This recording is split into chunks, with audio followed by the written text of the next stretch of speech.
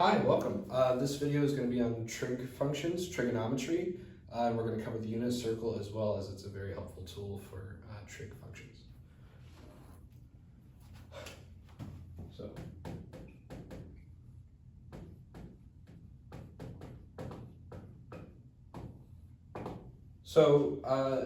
First let's just start with a triangle, a right triangle specifically.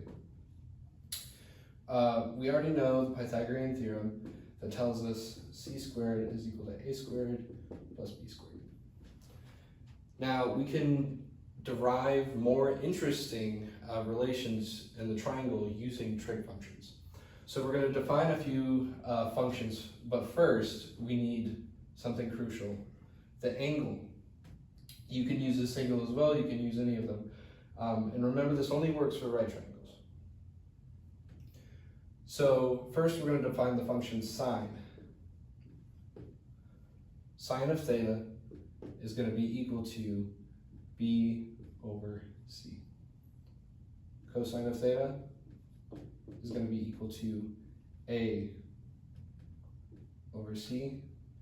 And tangent of theta is going to be equal to b over a.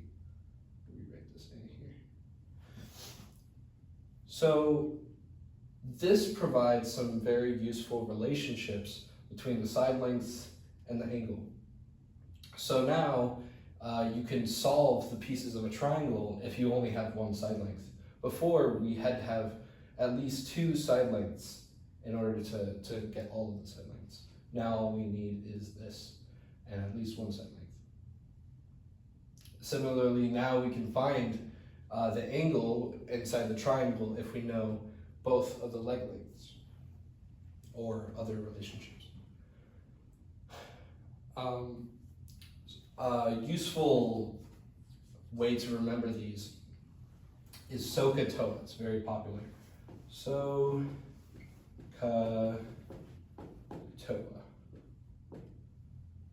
So this stands for sine is equal to opposite over the hypotenuse. This stands for cosine is equal to adjacent, so the adjacent side to the angle that you're looking at over the hypotenuse. And tangent is equal to opposite over adjacent. So that's SOHCAHTOA. There are three other trig functions that are useful to know. We have cosecant,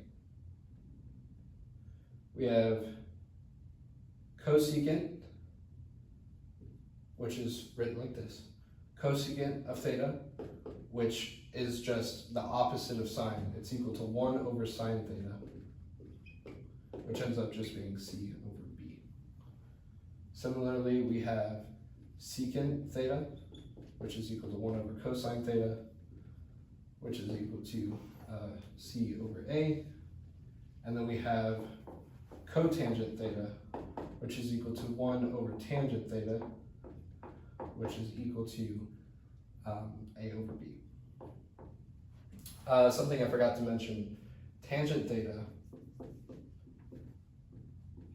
is equal to sine theta over cosine theta. There are a lot of relationships like this that I might cover in another video. The trigs functions themselves have lots of relationships between each other. That's a no. So cotangent would be cosine theta over sine theta. Okay. If it's helpful to use this, there's another acronym. It's not very popular, but I learned it and I like to share it. I call it CHO-CHA-COW. You can put a little squiggly on it if you want, but this just means cosecant, cosecant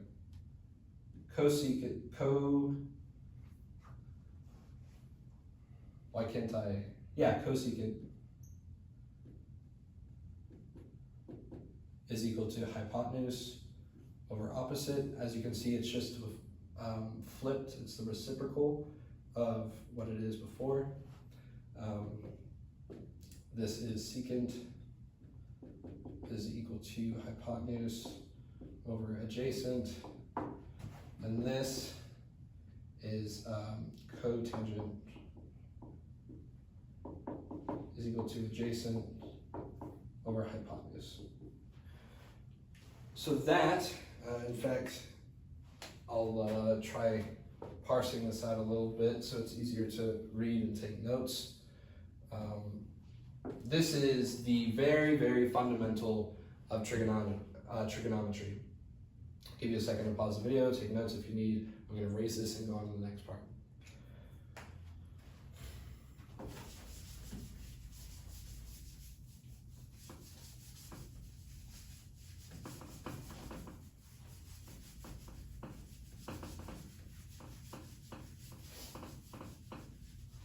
Okay, so just blue in here.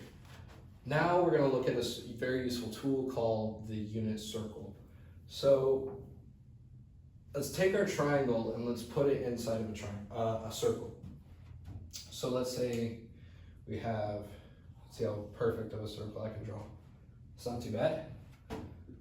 We have our y-axis, x-axis, you know, whatever. And we want to look at this point on the circle right here.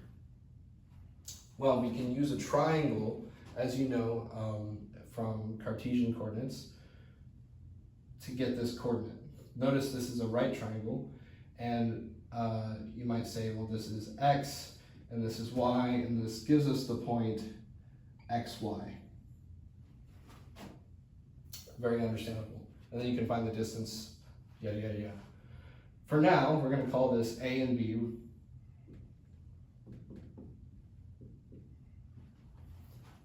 Just to use this triangle here, that's why. And so notice we have this angle here. Now we can derive something called polar coordinates. So if this is A, this is B, this is C, the transformation between Cartesian coordinates, Cartesian, and polar coordinates is as such. So you're going to take the length of the hypotenuse, the distance between the point and the origin here, and A is going to be C times cosine of theta, which we remember from before, right? So sine theta is equal to B over C, cosine theta is equal to A over C, and tan theta is equal to B over A. And so from this, we can get C cosine theta is equal to A, and we can get C sine theta is equal to B. So that's how the polar coordinates are derived. So we can get C sine theta. Okay, now, why do we want to do this? We want to do this because there are a lot of functions that oscillate. So let's look at a picture of the sine function, a graph, sorry. So if this is the y-axis, this is the x-axis. We'll say that this is y is equal to sine of x, right? It's going to look something like this. It's what we call an oscillating function, where this is 1, this is negative 1, this is going to be pi, this is going to be pi over 2, just marking some important points, 3 pi over 2, and, 2 pi. So, really what the sine function is it's saying, okay, let's take a ball and let's roll it. Let's roll it this way. That's what the sine function is saying. Let's roll it this way, and let's attach this point here. And as the ball rolls, it traces out this sine function. That's how this graph is. You can visualize it like that. So with all of that said, I'm gonna let you take a moment, pause, think about this. I'll go ahead and write down this important stuff. Let's see here.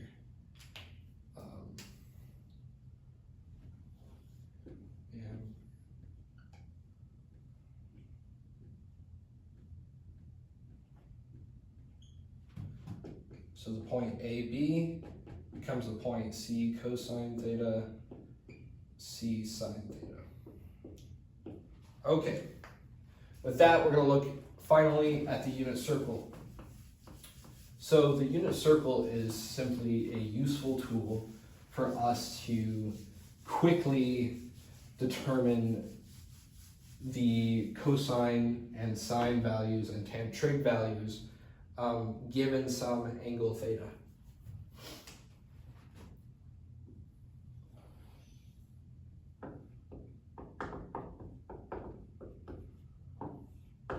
Okay, so first let's look at the name. Unit circle, the reason it's called the unit circle is because the radius of the circle is equal to 1. In other words, C is equal to 1 in our triangle here.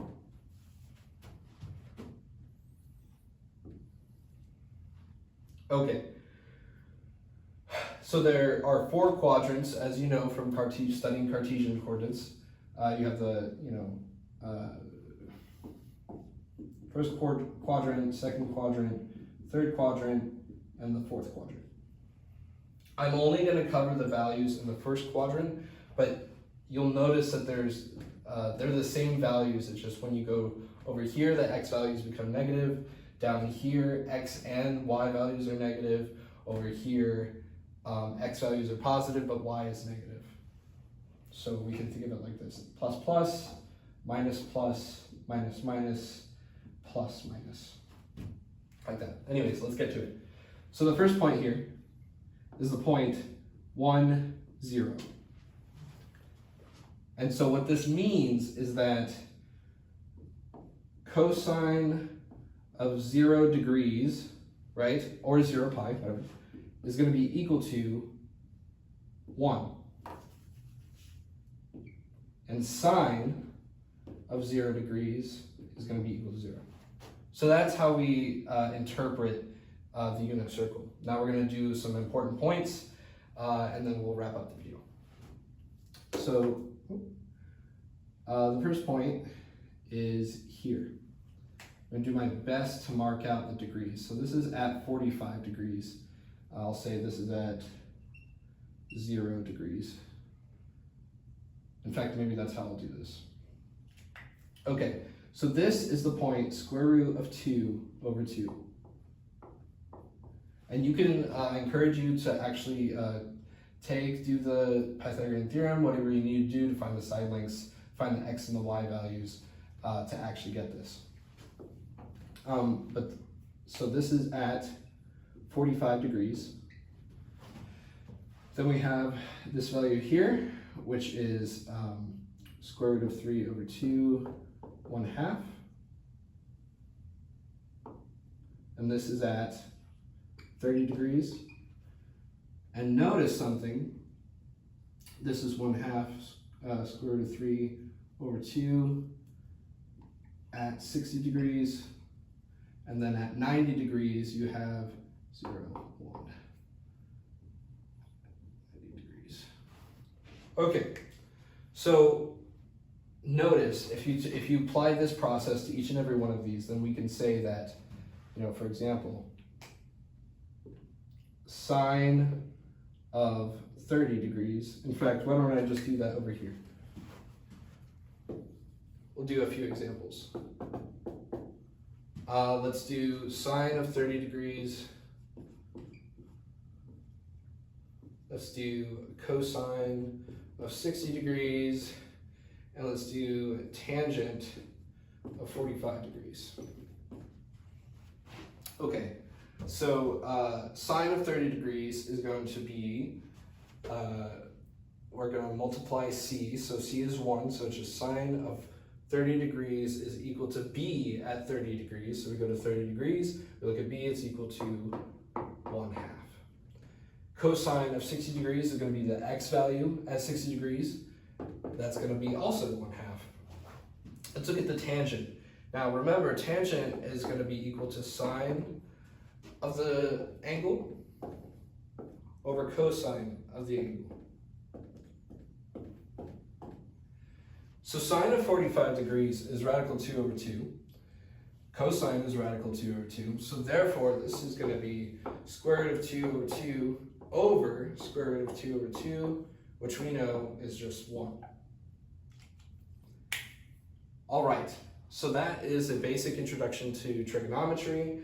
I'll be covering inverse trig as well as the relationships that exist between various trig functions in the next video. Thank you for watching.